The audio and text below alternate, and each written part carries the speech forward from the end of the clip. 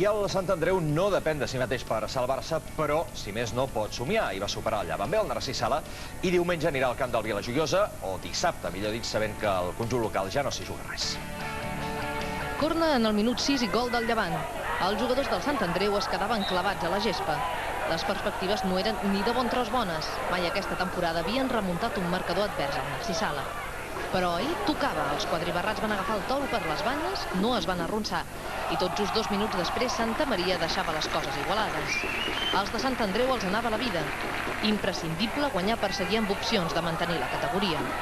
Santa Maria ho tornava a provar, però la jugada massa acrobàtica no va tenir com a resultat el gol. La pilota va sortir per damunt del travesser. Seria en un altre moment clau, just abans del descans. Lucas Viale embogia ell i feia embogir la resta de companys després de fer el segon del Sant Andreu.